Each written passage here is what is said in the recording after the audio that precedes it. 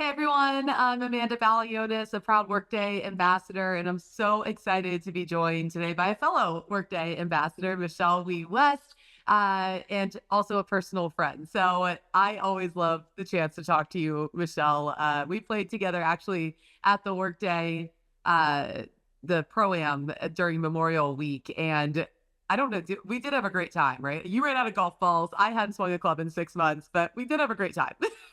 We had a great time. Are we playing again together, or did Workday decide that was a really bad idea and it's never going to happen Now again? that they know what they're getting themselves into, it'll be interesting. But I think this is our official petition to request to be repaired again Okay, together. yeah.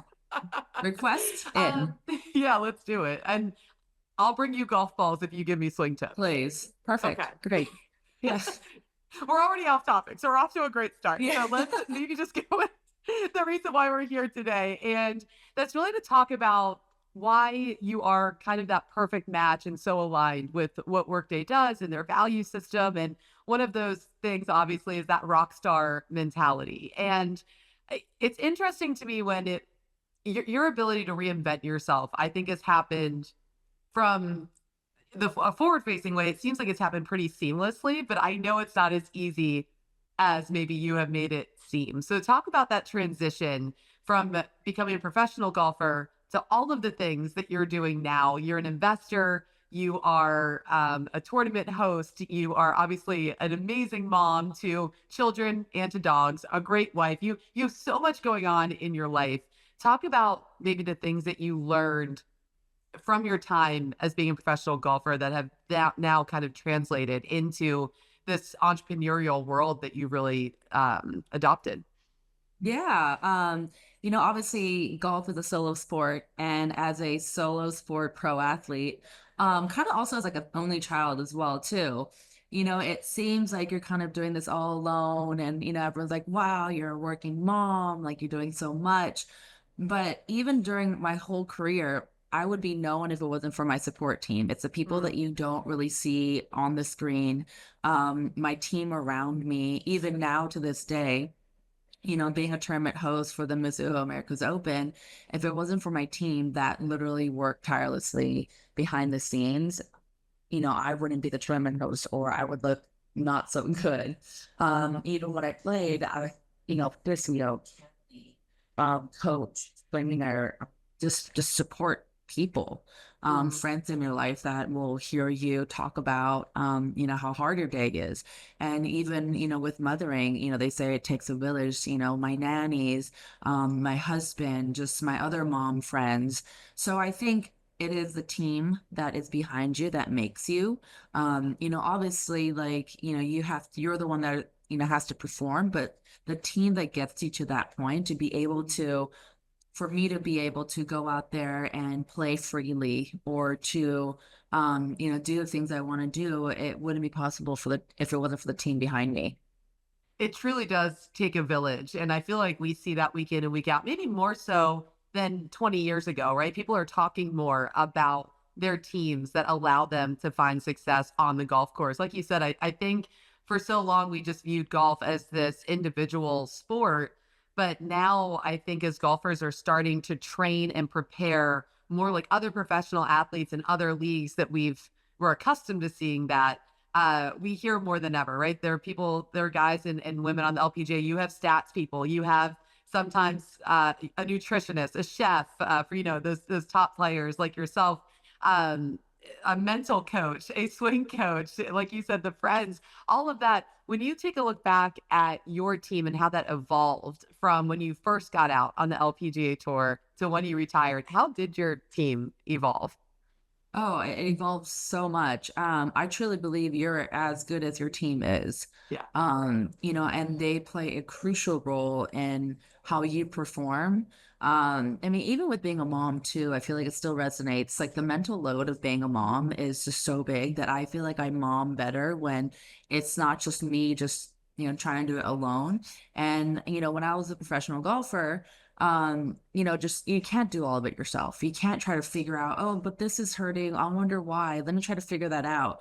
You need to be able to rely on your team and for you to give them the information, And for them, because I'm not a PT, like, for example, I'm not a PT, I'm not a nutritionist.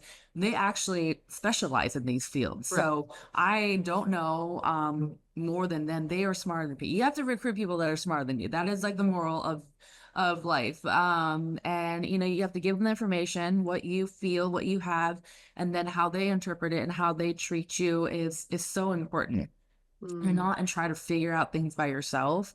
And I kind of go back to the only child thing because I know, Amanda, that resonates with you as well. Female Like, my child too. Yeah. yeah, like we just try to do everything ourselves, but you have to let just, and that I think that's also a skill to have too, is to not to try to do everything yourself, is to, rely on your teammates to let them help you. I think a lot of times as only children, we don't let people help us. And I think that was a big evolution throughout my career.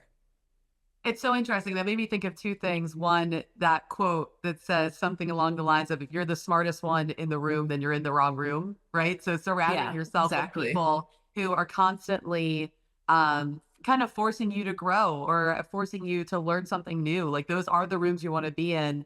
And if those are members of your team, you can only get better, right? And Exactly. the other thing it made me just think about was I watched so many of my friends who are becoming new moms for the first time. And especially if they're working outside the home as well, you can see that struggle of how do you ask for help when maybe women especially are conditioned to try to do it all to prove that we can do it all. And as you're saying that, I'm like, huh, maybe you being forced to ask for help as a golfer, as an athlete, did teach you those skills then that you can now apply into so many other parts of your life. Is that true? And is it surprising to you how many of those maybe lessons that you weren't thinking about as a golfer, things that were just out of necessity, right, to become the best athlete you can be? Do you have those moments now where you're like, holy cow, that's actually helping me a lot now as a person outside of the ropes? Yeah, it still took me a long time to let myself get help when I had my daughter. I mean, it was also a hard time as well too because I gave birth to her during COVID, so you really couldn't really help. You had to figure everything out by yourself. But I think being a professional athlete, I noticed that I am extremely in tune with my body, and I know when something is different, when something is up, and I'm conditioned to realize that. So now, even if like the things that I'm asking for seem so easy and so mundane, it's just so much easier just to get off my chest and be like, hey, like, can you just remember to do this? Or it's just not having to do everything that's just like you feel like you need to do, Yeah. and doing it as a team, especially with like your partner as well too. I think there was a lot of times when you are this career forward independent woman. We have this like weird inkling to try and do everything ourselves, so, in everything in life, and your partner, like exactly how the name says it, your partner is there to partner with you. And that also took some time for me as well. But yeah, I think just letting other people help you is just everything. And like you almost feel like you lose control a little bit, but at the same time, I think you regain control, like, and power almost to yourself in other ways. And it helps build so much trust. And Yeah, I think like it builds something that allows everyone to feel valued, which then makes the whole team rise together. We could talk exactly. about that forever, but we don't have all the time in the world. So I will move on from this, but I'm not making any promises I might come back to it because I actually think it's a really fascinating thing to talk about. We talk about your skills and how they apply from being an athlete to now moving forward in your career. But I want to go back. I remember sending you this text when you had announced your retirement. I don't know why this came up for me when I was prepping for this, but I remember you were the first person when I knew they were making a career change, that my first instinct was, I'm not worried about her at all. Like, I was always so inspired by your ability to have passions outside of the thing that defined your career, which was being a golfer. And for so many athletes, I spent my entire life interviewing athletes from all over different sports. So many of them, their whole identity is that sport. And you kind of have to be that way if you want to be great. And I've always admired your ability to have passions and hobbies outside of golf and finding it seems like you inherently found that balance much earlier than most. And I just remember thinking, I'm so proud of you for making this decision to retire on your own terms. But also, I'm so excited to see your other passions blossom because that was, of course, that's what's going to happen. Talk about finding why was it important for you to find those hobbies and those passions and things outside of golf at a time where nobody would have blamed you if your entire personality was just the sport that you had committed your whole life to? Yeah, so my entire early career, I went to school. I finished university as well too and played full time on tour. So I think there was a big moment where I had to juggle and that was great, but also it was really difficult. So when I graduated from college and I moved to Florida and like golf, like it really did become my whole identity. And I threw myself into it. I also found that a little bit difficult as well too, because for my mom mental sake, if golf was my entire personality, if I had a bad day on the course, that literally is my whole personality. Yeah. And there was a lot of rough stretches in there where, golf is a brutal sport, most of the time you're failing Yeah. even though you feel like you're playing well. If you're not winning, like technically you're failing. So like golf or statistically, you're failing a lot. And I just felt like it was difficult. So I just found little hobbies here and there. But truthfully, when I did kind of go into the meat of my career, kind of like you said, making golf my entire personality, there was a lot of hobbies and, passions to grow the game and to do A, B, and C, but I had to put them on the back burner. I had Mm. to just kind of be like, oh, I like doing it. I would get a pro, so I can't do it. I'm traveling, I'm playing golf.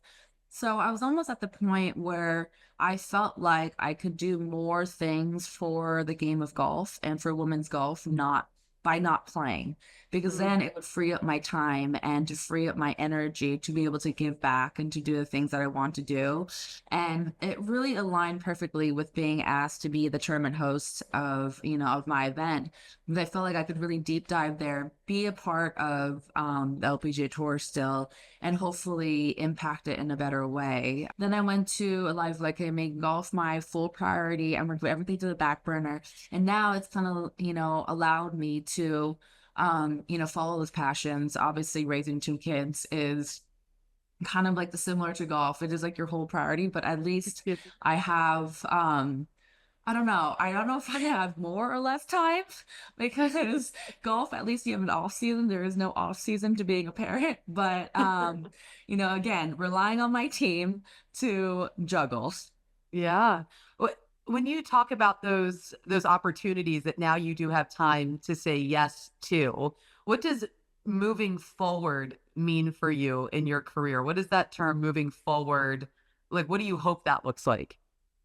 Yeah, for me, it's um, partnering with the USGA, the big golf organizations, the RNA, and help growing the game. Is to kind of I like to think when I think about moving forward is just looking at what I want the future to look like for me, for my daughter, for my son.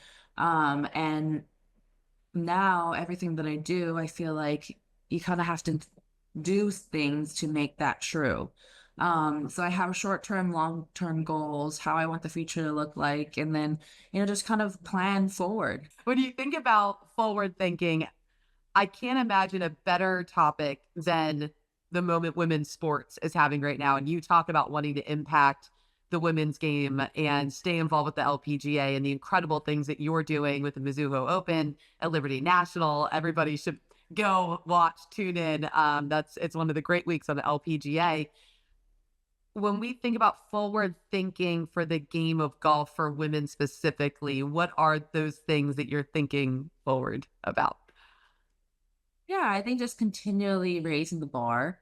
I think to think forward, we also have to think back. Mm. It's the LPGA especially, and that's been a big theme for this year because it celebrates 75 years since our 13 founders found the LPGA.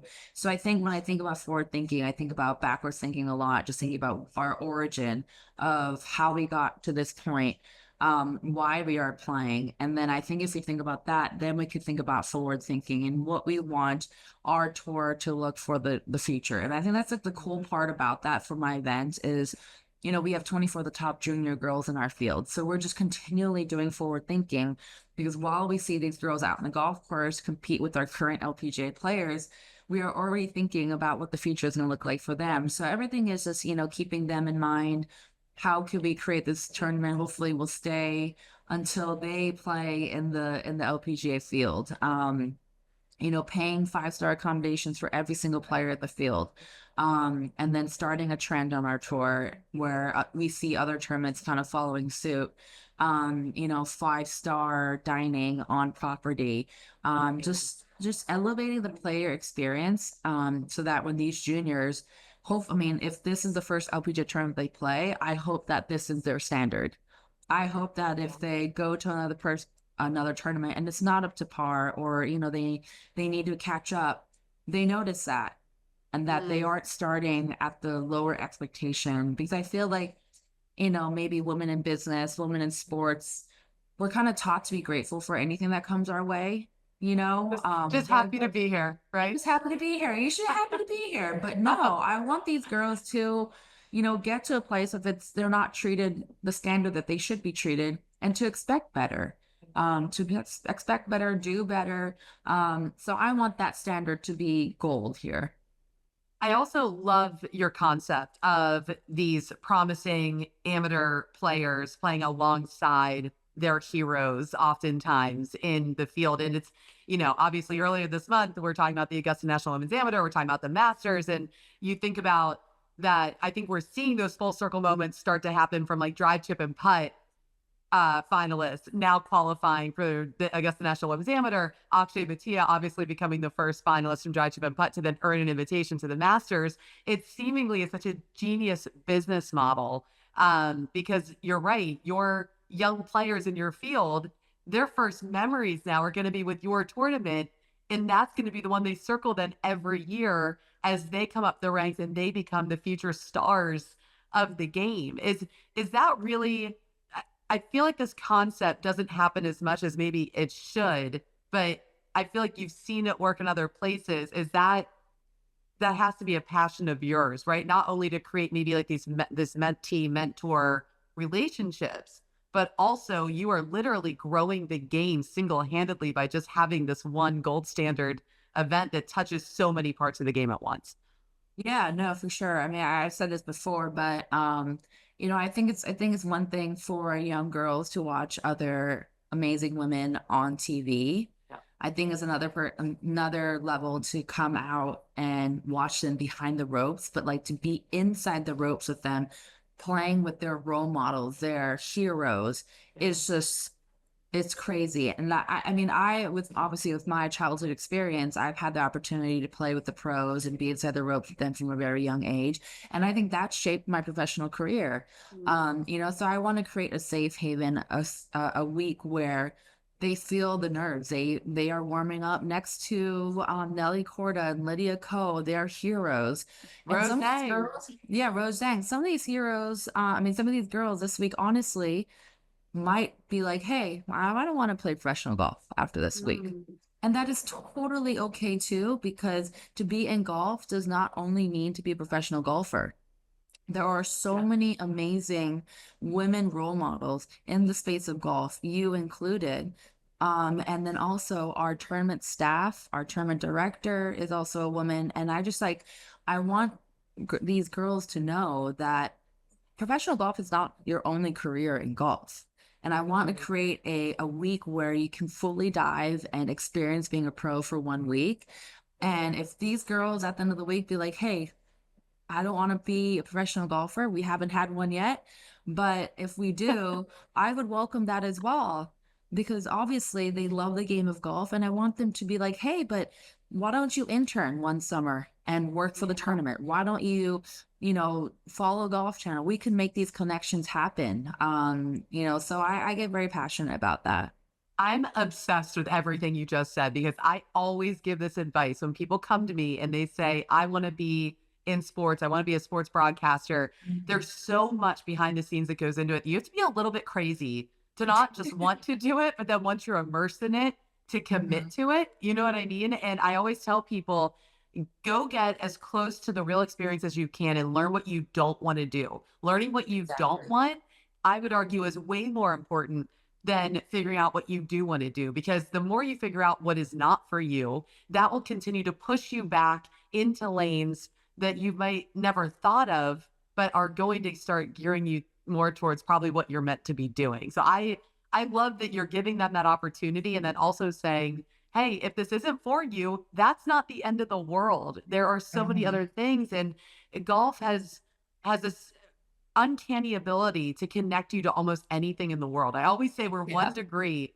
away from anyone you want to talk to or any experience that you want to have. So, what a beautiful thing to say to these young women. The world is still at your fingertips, even if Truly. this might not be the path for you. I love everything about that. When you think about the women that inspired you, who are the forward thinkers for you? And maybe it's not even just LPGA, maybe it's in business as well. I know you've had the chance to be in rooms with some of the most inspiring people. Who are those forward thinkers that you look up to? Yeah, I was really lucky. I played in my first LPG event when I was 12, Which qualified is for an LPG. crazy. Can we talk about Yeah. that for like when you look back at 12-year-old you versus what you know now? Like, Yeah. what's the difference? Like, when you look back at like who you thought you were versus like what was actually happening, are you like, what in the world? I think when you're 12 and you're kind of doing all these things, you don't think really stop to think about it. Of You're course. just like there, and I give a lot of credit to our director of White State Junior Golf Association, who was a longtime LPGA player, Mary B. Porter King, and she was the one that was like, hey, like push yourself. When I was 10, 11, she would put me in the 15, 17 age. Once I got on tour, I got paired with Meg Mallon in a pro-am, and I remember we did like a closest to the pin competition, and she's like, oh, loser has to dye their hair. And I actually ended up hitting it closer than her. So we went to the clubhouse, and I don't know how this all transpired, but it wasn't obviously permanent hair dye, Yeah. but it was like this like semi-permanent like hairspray coloring thing. And I'm like, Meg Mallon, a Hall of Famer who has no business, like, spending this much time with a 13-year-old. Um, Went to the clubhouse with me and I dyed her hair rainbow, and it's I just like love it. women like that are so exceptional at what they do, but at the same Mhm. time, they related to the kid in me. And Yeah. that's why I think the mentorship program, part of my tournament is so important to me because I'm making the juniors uncomfortable by making them talk to a pro. Because let's Yeah. be real, like if it was up to them, they would just all be playing at practice rounds by themselves. That feeling, like you're in the dining room and just all just gonna get juniors together and the pros on one side where we're forcing them to be uncomfortable, have those conversations with the pros, and on the other side, it's kind of awkward to be a mentor, I could be like, Mm. hey, I'm a pro, let me mentor you, Yeah. So it's awkward Yep. for pros to go approach the juniors as well too, right? So we're Yeah. trying to create like a non-awkward way that these pros and juniors can be mentor mentee together. I love that because you're forcing both sides out of their comfort zone, which Yeah. is something as an athlete, you better get comfortable being uncomfortable for most of your Exactly. career. And I think for the professionals, it gives them that perspective of remembering when they were that age and just Mhm. falling in love with the game and not having any of the scar tissue yet and all of the things right that come with being a professional athlete, like that pure joy and love of the game is something Yeah. that they can pull back and be like, "Oh my gosh, that little girl's still in me too," which I think is so, so Yeah. special.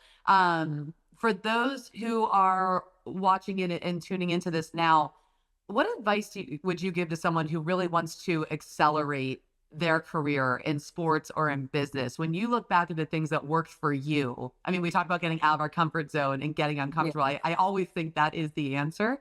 But what's your best advice for someone who wants to continue to advance their career, whether it's in sports or just in business?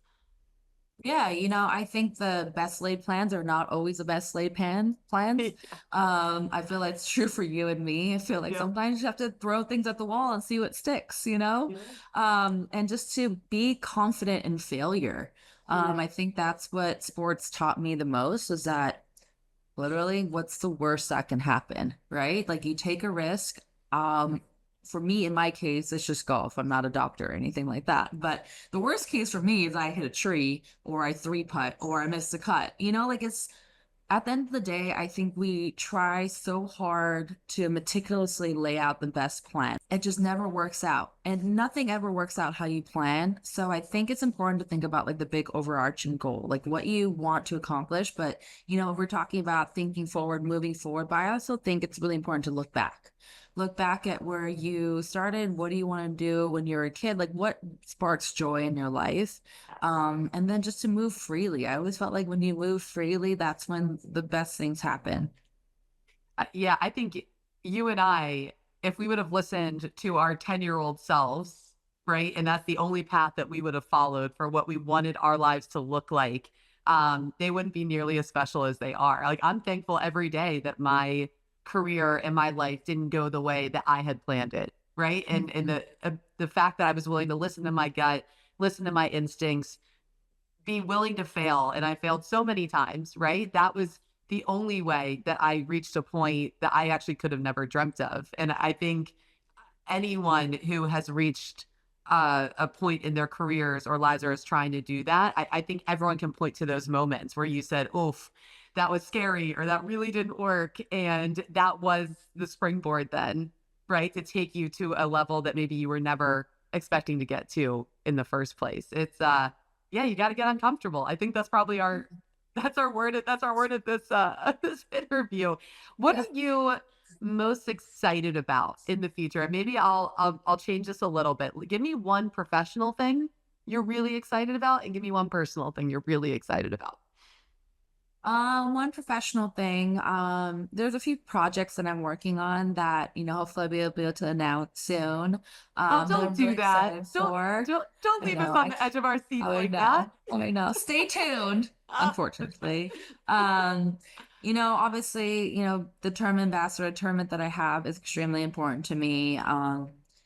But I think personally, I think being a mom, I know it sounds really cliche, but it honestly is like one of the most fulfilling things. Yeah. To see your kids kind of become who they are. Especially now, I feel like I'm entering a phase with my daughter that, she's becoming a real person. Like she has her opinions and her voices, and it truly makes you a better person because they learn from you for everything. Yeah. How you speak to others, how you conduct yourself when things don't go right. And I think it truly makes you a better person. So I'm excited to see, how they grow up and who they become, what they like to do, and all of that. Your daughter, her swing right now, 1 to 10, how impressed are you with it? Yeah, and I mean, I'm very impressed. I mean, I think I just want her at this point to like it. And for me, it's just being outside is key. I don't like being cooped up in the house, so like I'm just booking her and everything. But yeah, no, I just want her to, love the game, love being active. For us, movement is a priority. Like I always try to, stay active and, lead by example in that. But yeah, we have fun with it. Is it true that you sent her swing to David Ledbetter for some swing tips? 100%. It was looking a bit steep, and I was freaking out. Forgot that she was only 4, but it was extremely steep. So, yeah, David and I are in T-ball. It's Latin outer swing. So good. Once an athlete, always an athlete, I and know. a perfectionist. Michelle Wie West, you're one of my very favorite human beings, and I love that we got to have this talk today. Thank you so much for joining us. Thank you.